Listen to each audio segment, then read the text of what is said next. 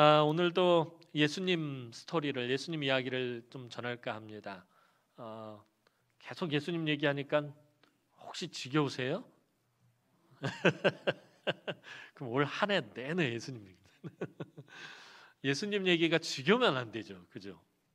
왜냐하면 복음의 핵심은 예수님이기 때문에 예수 그리스도의 복음으로 저와 여러분들이 살고 그 복음으로 또 하나님 나라 가고 또 그 복음을 증거해야 되는 사람들이기 때문에 당분간은 좀 예수님 이야기를 좀 계속 할까 해요. 그래서 우리가 기존에 생각했던 것보다 좀 더 깊이 예수님을 알아가고 좀 더 깊이 예수님을 만나고 또 우리가 몰랐던 예수님의 또 다른 모습들도 발견하고 그래서 우리가 예수님을 따라가고 예수님을 닮아가고 왜 예수님을 따라가야 하는지 이런 것들을 우리 묵상하고 또 고민해보고 또 실천하고 그런 시간들이 되었으면 좋겠습니다.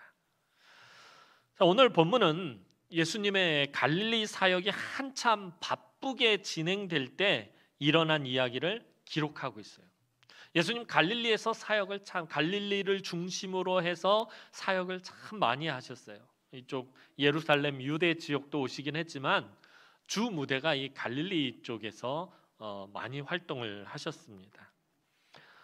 갈릴리에서 예수님은 천국 복음을 전파하시며 수많은 병자들을 고쳐 주셨습니다.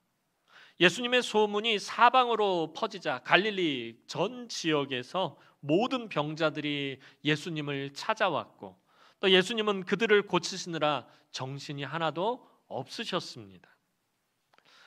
전에도 말씀드린 것처럼 우리 주님은 아픈 사람들을 다 불러 모아놓고 그냥 한꺼번에 고치신 것이 아니라 한 사람 한 사람 상대해 주시면서 고쳐주셨기 때문에 시간이 오래 걸렸어요. 어떤 사람은 와서 자기가 살아온 이야기들 미주알 고주알 다 이야기하고 어떤 사람은 내가 어디가 아프고 어디가 안 좋고 어떤 사람은 찾아와서 내가 어떤 억울한 일을 겪었고 내가 어떤 서러운 일을 당했고 또 내가 얼마나 힘겨운 삶을 사는 하여튼 우리 주님에게 와서 그런 이야기들을 다 쏟아놓으면 주님은 그 얘기를 다 들어주시고 다 받아주시다는 거예요. 그러니 얼마나 많은 시간을 거기에 할애해야 되겠어요. 병자가 한꺼번에 몰리면 잠도 못 주무시고 또 식사를 거르실 때가 많았습니다. 주님은 당신이 배고픈 것보다 당신이 피곤하신 것보다 아픈 사람들을 만나고 고치는 것을 더 중요하게 생각하셨어요. 당신이 잠을 못 주무셔도 당신이 식사를 못 하셔도 아픈 사람들, 소외된 사람들, 서러운 사람들, 가난한 사람들 이런 사람들을 그냥 지나치지 못하셨어요.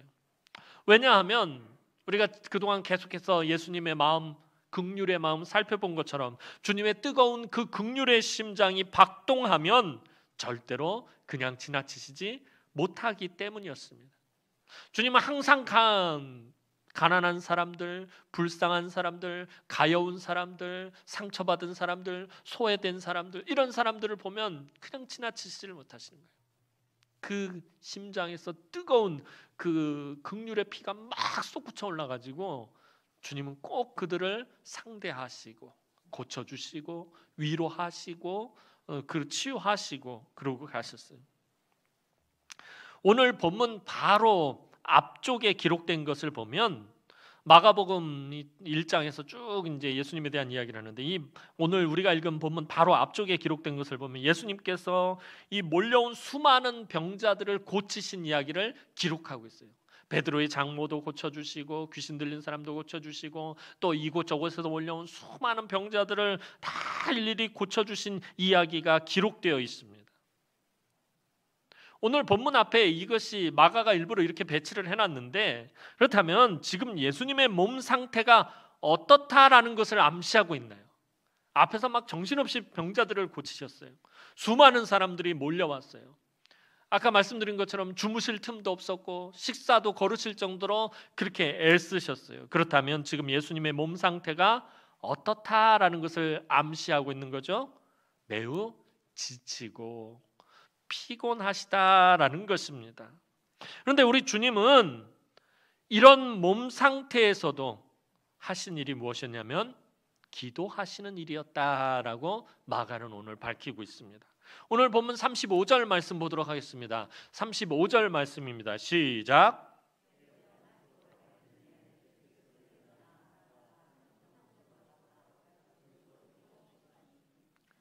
명절 세고시더니 좀 안 맞네. 이렇게 돌림 노래 같이 막 여기서 웅웅웅웅.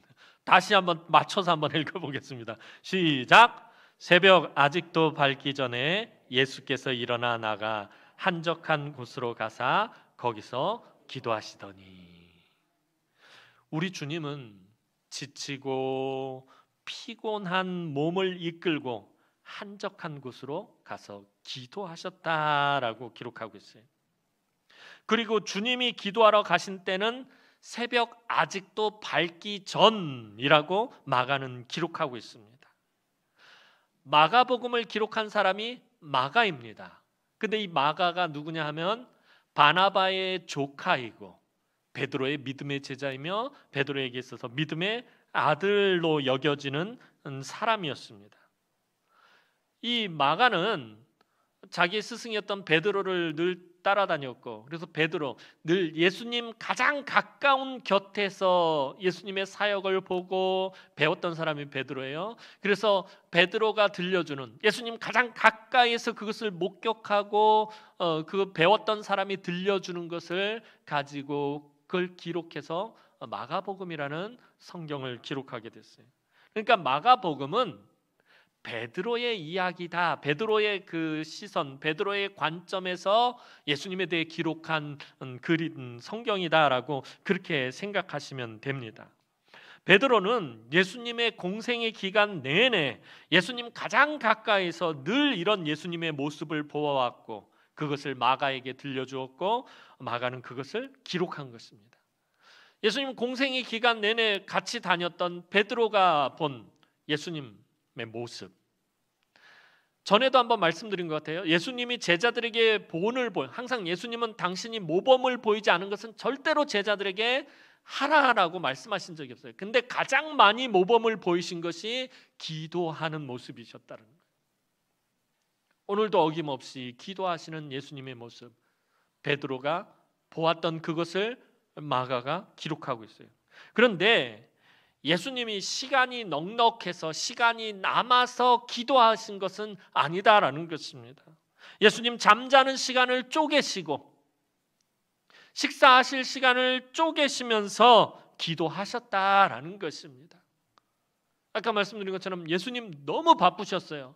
예수님 주변으로 항상 사람들이 몰려와서 그 사람들을 상대하느라고 아까 말씀드린 것처럼 주무실 시간도 모자랐고 식사할 시간도 없었던, 기도할 시간은 어디서 내셨느냐는 거예요. 그렇게 바쁘신 분이 기도할 시간을 어떻게 내셨어요? 주무실 시간을 쪼개고 식사할 시간도 쪼개서 기도하셨다라는 거예요.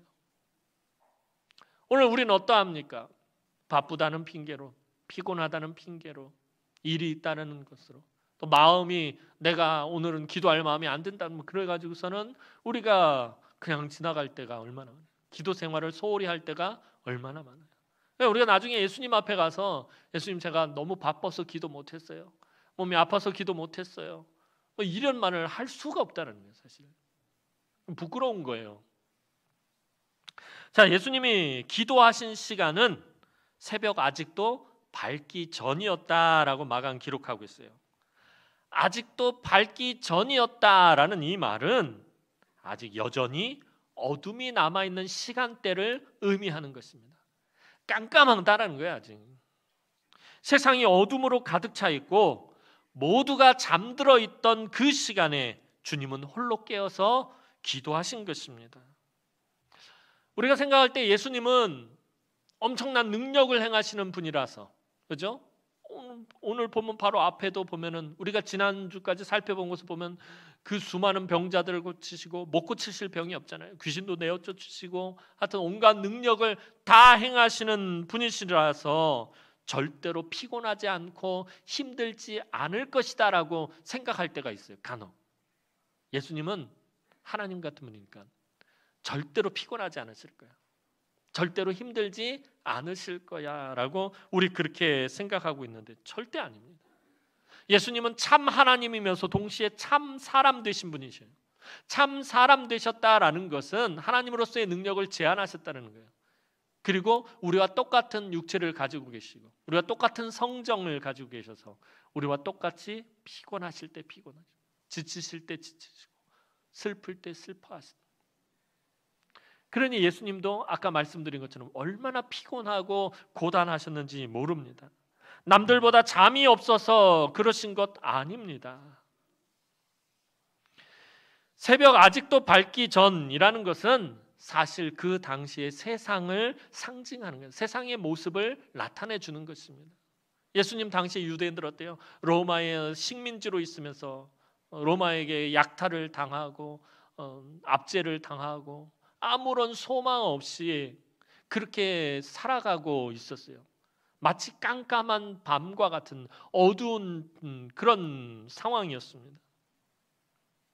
예수님은 이렇게 어두운 세상, 아무런 소망이 없어 보이는 세상을 향해 홀로 깨어서 기도하시며 하나님의 뜻에 더욱 집중하셨습니다.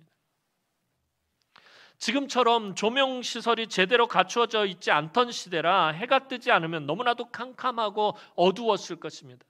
오늘날 우리는 바깥에 밤에 나가면 가로등이 있어서 그래도 어느 정도 밝기가 있고, 그렇죠? 뭐 건물에서 상점에서 나오는 그런 조명들로 인해서 길을 가는데 아무런 문제가 없어요. 근데 오늘날도 그러잖아요. 사실 이 파동 쪽으로 해서 가창으로 청도 가는 방향으로 좀만 빠져나가면 밤에 나가면 깜깜합니다. 가로등도 없고 아주 칠같이 어두워요. 보름달이 뜨지 않는 때는 진짜 밤에 깜깜합니다. 그러니 이 시대는 얼마나 더 어두웠겠습니까? 아무것도 보이지 않는 그 밤에 예수님께서 한적한 곳에서 기도하셨다라는 것. 아무런 소망이 없어 보이는 세상 속에서 예수님께서 기도하셨다라는 것은 아무것도 보이지 않는 그 밤에 주님은 기도로 길을 만들고 계셨다라는 것을 의미합니다. 길이 없는 곳에 길을 만드셨습니다. 사람들이 하나님 나라로 가야 되는데 하나님 나라로 가는 길이 막혀 있어요. 죄로 인해서 그 길이 막혀 있었다는 거예요. 주님은 그 길을 뚫고서는 하나님 나라로, 천국으로 가는 길을 만들고 계셨다라는 것입니다. 기도는요, 그런 것입니다. 하나님의 선하신 뜻에 집중하며 길이 없는 곳에 길을 만드는 시간이 바로 기도입니다. 그저 내가 원하고 바라는 것들, 내 욕심 채우는 것들, 내 부족한 것들을 채우는 것을 요청하는 시간이 아니라, 물론 그것도 포함이 돼요. 그런데 우리는 그것이 전부인데 주님은 그런 것들을 하나님께 구하신 적이 없어요. 늘 하나님의 선하신 뜻을 구하고 그 뜻에 집중하면서 길이 없는 곳에 길을 만드시려고 무던히도 애쓰셨어요. 길이 없는 곳에 길을 만든다라는 것이 얼마나 힘들고 어려운 일이겠습니까? 그냥 있는 길을 우린 늘 걸어 다니니까 잘 모르지만 길이 없는 곳에 길을 만든다라는 건 정말 어려운 것입니다. 예전에 서울에서 부교육자로 사역을 할 때 교구에 장례가 나서 갔는데 그 집은 또 상여를 매네요. 또 마을에서 가가지고서는 상여를 메고 산을 올라가는데 길이 없어요. 관을 메고서는 막 나무와 숲을 헤치고 올라가는데 얼마나 힘들었는지 몰라요. 아직도 그냥 그 생각이 아주 절실합니다. 절절합니다. 길이 없는 곳을 길을 만들어 간다라는 것은 쉬운 것이 아닙니다. 정말 어려운 일입니다. 우리는 한두 번 기도해보고 응답이 없으면 하나님이 나의 기도를 듣지 않으셨다고 원망합니다. 우리는 몇 번 하나님 앞에 무릎 꿇어보고 안 되면 쉽게 그냥 포기합니다. 왜 그런 것입니까? 우리는 너무나도 쉽게 신앙생활 하려고 하는 경향이 있기 때문에 그래요. 쉽게 쉽게 예수를 믿으려 한다라는 거예요. 편하게만 예수 믿으려고 합니다. 그래서 조금만 불편하면 참지를 못하는 거예요. 조금만 마음에 안 들면 받아들이지를 못하는 거예요. 사실 저와 여러분은 이 세상에, 길이 없는 이 세상에, 소망이 없는 이 세상에 길을 내는 사람들입니다.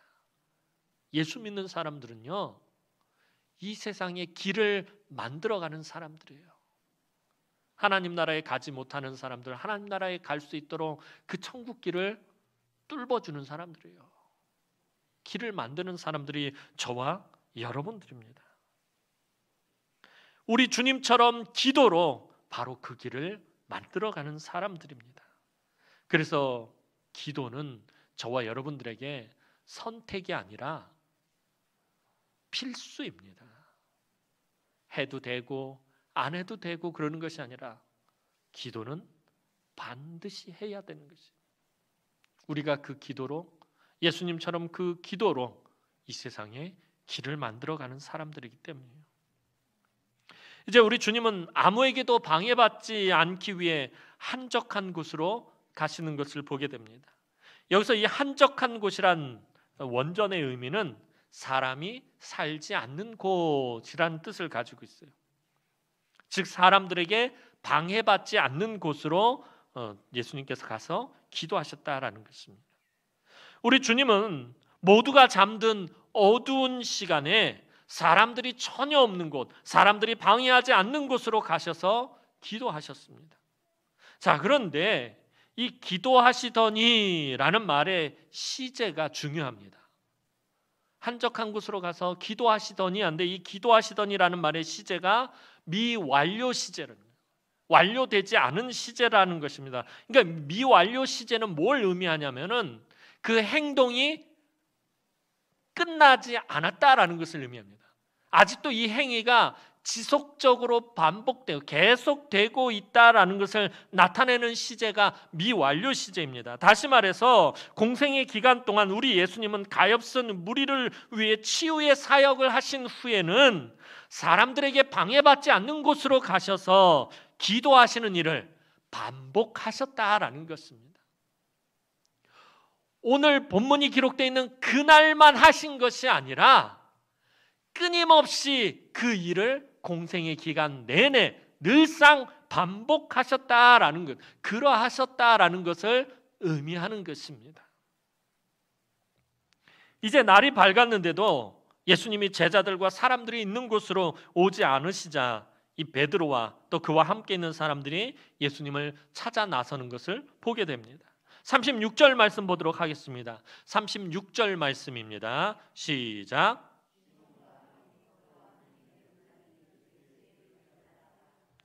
자, 베드로가 기도하러 가신 예수님을 따라갔다라는 이 구절에서 자, 시몬과 및 그와 함께 있는 자들이 예수의 뒤를 따라가 그랬잖아요. 따라가라는 말은 예수님의 뒤를 그냥 강아지 모양 졸래졸래 따라갔다는 그런 의미가 아닙니다. 이 말은 수소문하여 찾아 나서다라는 그런 의미를 가진 말입니다. 예수님이 사람들에게 방해를 받지 않는 곳으로 가셨기 때문에 베드로가 여기저기 사람들에게 예수님의 흔적을 물어가면서 찾아 나섰다라는 것입니다. 우리 예수님 못 보셨어요? 우리 예수님 혹시 이 길로 가지 않았나요? 우리 예수님 어디로 갔지? 분명히 가신 흔적이라도 있을 텐데 예수님 발자국이 여기 난 것 같은데 당신은 우리 예수님 어디로 가셨는지 혹시 아시나요? 이렇게 주변 사람들에게 물어 수소문하면서 그 길을 찾아 나섰다라는 그런 의미입니다. 근데 이 따라가라는 말에 어떤 내용이 또 담겼냐면 매우 다급한 상황, 아주 급한 일이 있음을 전제로 해서 쓰고 있다라는 것입니다. 뭔가 아주 급한 일이 있었기 때문에 베드로가 지금 예수님을 수소문하며 찾아 나선 것입니다. 다른 때 같으면 베드로가 예수님을 이렇게 찾아 나서지를 않았어요. 다른 때 같으면 예수님이 때가 되면 오시겠지 하고, 그리고 예수님을 못 찾으니까 그냥 제자들이 알아서 갈 길 가면 예수님이 제자들을 찾아오셨어요. 그런데 오늘은 베드로가 막 예수님을 찾아 나선 것이에요. 급한 일이 있어서 예수님을 찾아 나섰다라는 것입니다. 그럼 베드로는 어떤 다급한 일이 있었길래 지금 예수님을 이렇게 찾아 나선 것입니까? 37절 말씀 보겠습니다. 37절 말씀입니다. 시작. 왜 이렇게 수소문하면서 예수님을 찾은 거예요? 모든 사람이 예수님을 지금 찾기 때문이다라는 거예요. 급히 예수님을 수소문하던 베드로는 예수님을 간신히 찾아냈습니다. 그리고 예수님을 찾은 이유를 말합니다. 예수님, 모든 사람들이 지금 예수님을 찾고 있는데 예수님 여기서 뭐 하고 계셔요? 모든 사람들이 다 지금 예수님을 찾고 있습니다. 그런데 여기서 이 찾나이다, 만나서 이르되 모든 사람이 주를 찾나이다 할 때 이 찾나이다라는 말은 단순하게 예수님을 찾는다라는 말이 아니에요. 아유, 우리 예수님 어디 계시지? 예수님 어디 계셔? 이렇게 예수님을 단순하게 찾는다라는 말이 아니라 어떤 목적을 가지고 예수님을 찾는다라는 것을 의미하는 말입니다. 그런데 이 찾는다라는 말은 부정적인 의미를 내포한 말입니다. 앞서서 말씀드린 것처럼 예수님은 며칠을 병든 사람들과 힘들고 어려운 일을 당한 사람들을 고치시고 해결해 주셨습니다. 즉 지금 예수님을 찾는 사람들은 자신의 이익과 자신의 만족함과 자신의 욕심을 채우려는 목적으로 예수님을 찾고 있다라는 것입니다. 예수님이 오병이어의 기적을 행하셨을 때 사람들은 예수님을 왕으로 삼고자 했어요. 막 예수님을 정신없이 찾으면서 예수님을 왕으로 삼으려고 했어요. 왜냐하면 예수님을 왕으로 삼으면 자신들이 계속해서 떡과 물고기를 먹을 수 있기 때문에, 자신들의 굶주림이 채워지기 때문에 예수님을 왕으로 삼으려고 막 예수님을 찾아다니고 막 그랬어요. 그때 예수님은 어느 한적한 곳으로 피하셨어요. 사람들은 예수님이 왜 그런 기적을 행하셨는지, 예수님은 누구이고 예수님은 어떤 분이시고 예수님 무엇 때문에 이런 일을 행하시는지에는 전혀 관심이 없었다라는 거예요. 단지 그저 자신들의 만족함을 채우려고만 했다라는 거예요. 자기들의 부족함을 그냥 채우려고 예수님을 이용하려고 들었다. 그냥 예수님 덕 좀 보자라는 거예요. 그러니까 지금 사람들이 이런 목적으로 예수님을 찾고 있다는 거예요. 모든 사람들이 예수님을 찾아요, 주님을 찾아요. 이 말은 이런 의미가 담겨 있는 거예요. 모든 사람들이 예수님 덕 좀 보자고, 예수님 능력 좀 보자고, 예수님 통해 가지고 뭔가 좀 자기의 부족함과 만족함을 채우기 위해 지금 예수님을 찾아요라고 말하는 것과 같은 의미인 것입니다. 근데 이 모든 사람들 속에는 제자들도 포함이 돼 있어요. 제자들도 그랬다는 거예요.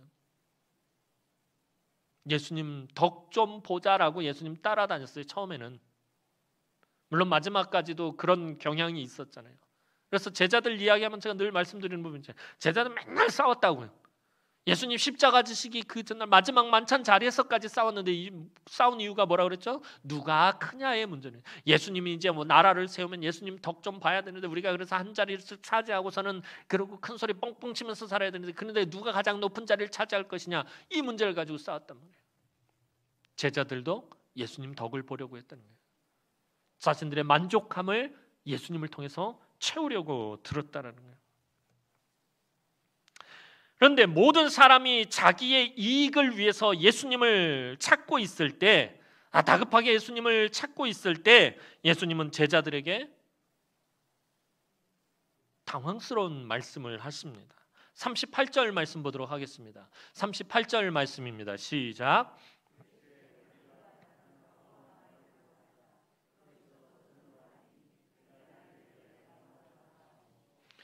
예수님은 갑자기 제자들에게 다른 마을로 가자라고 단호하게 말씀하시는 거예요.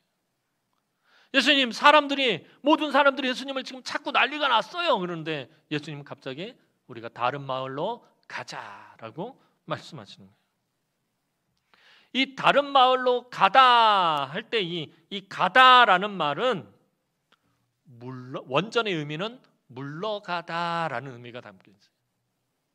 다른 마을로 가다 할 때 영어로 하자면 go의 의미가 아니라 move back. 뒤돌아가다, 후퇴하다, 퇴각하다, 물러가다, 이런 의미가 담겨 있는 말이에요. 그래서 어떤 성경학자는 이 말은 군대 용어로서 후퇴한다라는 의미로 해석하기도 합니다. 군대에서 후퇴 명령이 떨어지면 돌격할 때와 마찬가지로 일각의 망설임도 없이 서둘러서 그 자리를 떠나야 합니다. 그러니까 지금 예수님이 제자들에게 후퇴 명령을 내리는 거예요. 다른 마을로 우리가 후퇴하자. 막 사람들이 지금 막 예수님 찾아 막 몰려오고 있어요. 근데 예수님께서는 우리가 다른 마을로 후퇴하자라고 지금 말씀하시는 거예요.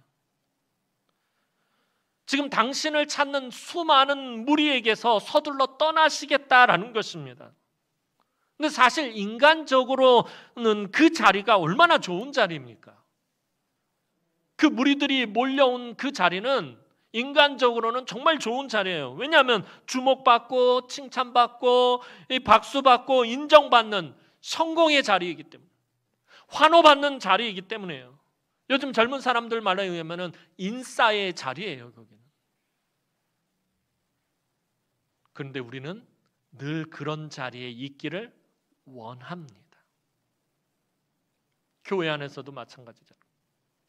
누군가에게 인정받고 칭찬받고 박수받고 환호받고 그런 자리에 있기를 누구나 다 원합니다. 그래서 누군가가 조금이라도 나를 알아주지 않으면 속이 상합니다. 내가 한 일에 대해 인정해주지 않으면 섭섭하고 화가 납니다. 내가 열심히 수고하고 헌신했는데 박수 쳐주지 않으면, 격려해주지 않으면 그럼 정말 서운해합니다. 그래서 남들이 알아주고 인정해주고 칭찬해주는 자리를 떠난다라는 것은 그렇게 쉬운 일이 아닙니다. 그런데 우리 주님은 그러한 모든 것이 우리 주님을 포위하기 전에 서둘러 그곳에서 후퇴하셨다라는 거예요. 예수님에게 막 몰려와가지고 예수님을 칭찬하고 박수 쳐주고 환호하고 예수님에게 이것저것 막 구하고 예수님을 막 높이고, 그러한 것들이 예수님에게 몰려와서 예수님을 포위하기 전에 예수님은 제자들에게 후퇴 명령을 내리신 것이에요. 그것을 서둘러서 빠져나가셨어요.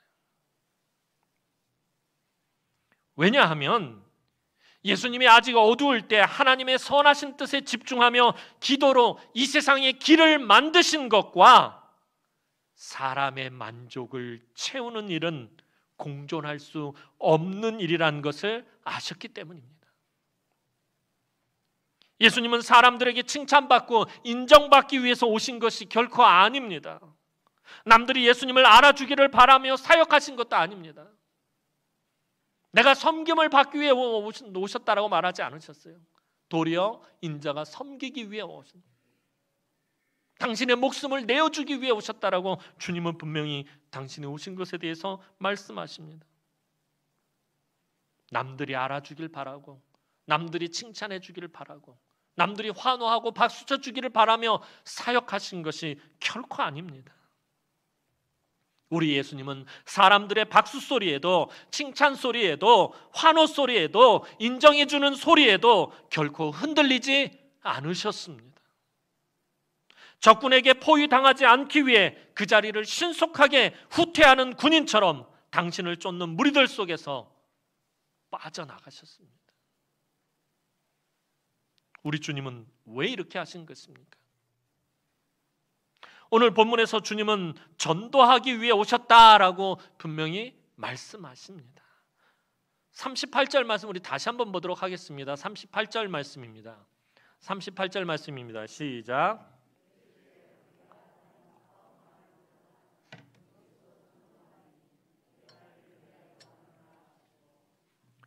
우리가 다른 마을로 후퇴하자. 그리고 그곳에서 내가 전도할 건데 내가 이것을 위해서 왔다라고 주님 말씀하고 계신다는 거예요. 그런데 이 38절에 전도하리니라는 말은 마가복음 1장 14절에 나오는 말과 같은 말입니다. 마가복음 1장 14절 말씀 한번 보도록 하겠습니다. 마가복음 1장 14절 말씀입니다. 시작. 요한이 잡힌 후 예수께서 갈릴리에 오셔서 하나님의 복음을 전파하여. 자, 전도하리니라는 말과 어떤 말이 같은 말일까요? 응? 오래간만에 질문을 했더니 여전히 왜야? 전파하여라 같은 말이에요. 원전에서는 같은 헬라어 단어를 쓰고 있어요. 전도하린이라는 말과 전파하여라는 말을 같은 헬라어 단어를 사용하고 있습니다.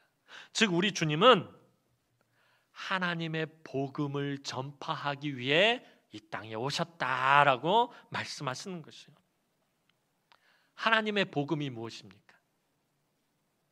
예수님이 공생이 시작하시면서 제일 먼저 선포하신 메시지가 회개하라, 천국이 가까웠느니라. 예수님이 돌아다니시면서 가르치신 것들이 뭐예요? 하나님의 말씀을 가르치셨는데 천국에 대해서 가르치신 거예요. 하나님 나라에 대해서 가르치셨어요. 예수님이 전하신 복음은 천국 복음이에요. 어떻게 하면 하나님 나라에 들어갈 수 있느냐라는 거예요. 어떻게 하면 하나님과의 관계성이 회복되어지느냐라는 거예요. 너희가 어떻게 해야 하나님 나라에 들어갈 수 있느냐면 이렇게 해야 된다면서 예수님은 그 천국에 들어가는 방법에 대해서 가르쳐 주신 것입니다. 어떻게 하면 하나님 나라에 들어갈 수 있는 거죠? 그것은 오직 예수 그리스도를 통해서만 가능한 것입니다. 주님은 이것을 위해 이 땅에 오신 것입니다. 그래서 결국에는 당신을 십자가에서 대속의 제물로 삼아 우리의 모든 죄를 사하시고 우리가 하나님 나라에 들어갈 수 있는 천국의 문을 활짝 열어주셨다라는 것입니다. 원래 저와 여러분들이 천국에 들어갈 수 없는 사람들이었어요. 그런데 들어갈 수 있는 그 문을 열어주셨다라는 거예요. 주님은 바로 이것을 위해 오셨다라고 말씀하시는 것이에요. 천국에 가는 길이 막혀 있는데 그 길을 뚫고서는 하나님 나라에 들어갈 수 있게 하기 위해서 예수님께서 오셨다라는 것입니다. 그래서 39절에서처럼 온 갈릴리를 다니시면서 전도하신 것입니다. 이 전도하셨다는 것은 천국 복음을 전파하셨다는 거예요. 사람들이 천국에 들어갈 수 있도록 그 길을 닦으셨다라는 것입니다. 그 길을 만드셨다라는 것입니다. 사랑하는 성도 여러분, 우리 예수님은 아무런 길이 없는 이 세상에 기도로 천국 가는 길을 만드셨어요. 공생의 기간 동안에 기도로 천국 가는 길을 만드셨어요. 깜깜한 어두움이 가득한 이 세상, 도대체 어디로 가야 할지 알지 못하는 그 어두운 세상, 아무런 소망이 없는 이 세상에서 하나님 나라 가는 길을 만드셨다는 거예요. 이를 위해서 주님은 오셨어요. 그 길을 만드시기 위해 당신의 온 몸과 생명을 바치셨습니다. 그리고 우리가 그 길을 따라오기를 바라십니다. 우리가 그 길을 만들지 못하니까 이 세상이 엉망이 돼버린 거예요. 주님을 바라보는 것은 주님의 길을 따라가는 것이에요. 자기를 부인하고 자기 십자가를 지고 주님의 뒤를 따라가는 거예요. 근데 그 길은 없는 길을 만드는 거예요. 예수님처럼 기도로 이 어두운 세상에서 한 치 앞도 보이지 않는 이 캄캄한 세상에서 길이 없는 이 세상에서 기도로 길을 만드는 것이에요. 그런데 우리가 그 길을 만들지 못하고 기도를 하지 않으니까, 예수님처럼 기도하지 않으니까 길을 만들지 못해서 이 세상이 엉망이 되고 한국교회가 이렇게 엉망이 되어버린 거예요. 오늘날 한국교회의 큰 문제가 뭐예요? 기도의 등불이 꺼져버렸어요. 기도의 재단이 다 무너져 버렸어요. 물론 코로나19 때문에 우리 교회 성도들은 다 각자 집에서 깨어서 기도하는 줄로 압니다만, 새벽에 새벽 재단을 쌓을 때 보면 마음이 아파요. 그 자리를 지키셨던 분들이 진짜 한 번도 안 빠지고 그 새벽 자리를 지키셨던 분들 중에 소천하신 분들이 좀 계셔요. 요 몇 년 사이에 그 자리가 너무 막 가슴이 막 총 맞은 것처럼 뻥 뚫립니다. 한국교회가 기도는 안 하고 말만 많아졌어요. 그게 엉망이 돼버린 거예요. 기도를 안 하니까 이 세상에 길을 만들지 못하는. 늘 말씀드리지만 예수를 믿는다라는 것은 그저 세상적인 복을 받기 위한 그런 저급한 일이 아니에요. 그런 저차원적인 일이 아니에요. 늘 말씀드리잖아요. 예수 믿으면 복 받아요. 이게 전부가 아니라니까요. 근데 그게 마치 전부인 것처럼 우린 그렇게 산다는 거예요. 그렇게 복음을 전해요. 예수를 믿는다라는 것은 어두운 이 세상에 우리도 길을 만들어가는 것입니다. 그것이 빛과 소금의 삶을 사는 것이에요. 어떻게 길을 만드는 것입니까? 이 어두운 세상에, 이 소망 없는 세상에 우리가 어떻게 길을 만드는 것입니까? 내가 하는 것이 아니라 예수로 길을 만드는 것입니다. 그래서 성경은 믿음의 주요 온전하게 하는 이인 예수를 바라보자라고 말씀하는 것입니다. 예수를 바라본다라는 것은 예수님을 따라가는 것입니다. 예수님처럼 길을 만들어 간다라는 것입니다. 예수님이 가시는 그 길을 나도 따라가는 것입니다. 그 길이 때로는 척박한 광야길이고, 때로는 가시밭길이고, 때로는 어두운 밤길이고, 때로는 가난한 길이고, 때로는 아픈 길이고, 때로는 서러운 길입니다. 하지만 우리 주님과 함께 걸으면 갈 수 있는 길입니다. 오늘 우리는 코로나19라는 너무나도 어두운 길을 걸어가고 있습니다. 지난 1년 참 답답했지요. 얼마나 답답했어요. 1년 동안. 지금도 마스크 쓰고 예배드리느라고 얼마나 답답하십니까? 참 답답하고 힘겨운 한 해를 보냈습니다. 올해는 어떨지 사실 여전히 잘 보이지 않습니다. 낙관적이지만은 않아요. 올해로 코로나가 끝날지, 올해 이제 백신을 접종하기 시작한다고 그러는데 어떨지 사실을 잘 보이지 않습니다. 또한 코로나19 이후에는 어떤 일이 있을지 아무도 모릅니다. 분명히 이 코로나19가 끝난 다음에는 코로나19가 있기 전과 분명히 다를 거예요. 전체적인 사회 정서, 분위기, 문화 모든 것들이 아마 변하게 될 것입니다. 어떤 일이 있을지 아무도 몰라요. 하지만 우리는 그 가운데서도 길을 만들어 가야 한다는 거예요. 코로나19가 지금 창궐한 이 시기에도 우리는 보이지 않는 길을 만들어내야 하고, 코로나19가 끝난 다음에도 우리는 이 세상에서 길을 내야 한다는 것입니다. 그러기 위해서 자기 욕심과 만족함과 이기심과 자기 판단과 자기 고집과 남을 정죄하는 모든 것에서 벗어나야 합니다. 나를 인정해주고 알아주고 칭찬해주는 곳에서 벗어나서 우리 주님처럼 그곳으로부터 후퇴해서 우리 주님을 따라가야 합니다. 그것은 우리가 주님처럼 기도의 무릎을 꿇는 것에서 시작해야 합니다. 우리 주님처럼 기도하는 곳에서부터 길을 만들어야 된다는 거예요. 무턱대고 아무거나 하나님께 요구하는 것이 아니라 하나님의 선하신 뜻을 주목하고 분별해서 하나님 기뻐하시는 삶을 살아야 한다는 것입니다.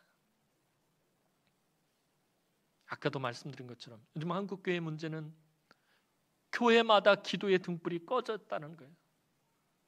기도의 재단이 무너져 버렸다는 거예요. 기도의 재단을 다시 쌓으시기 바랍니다.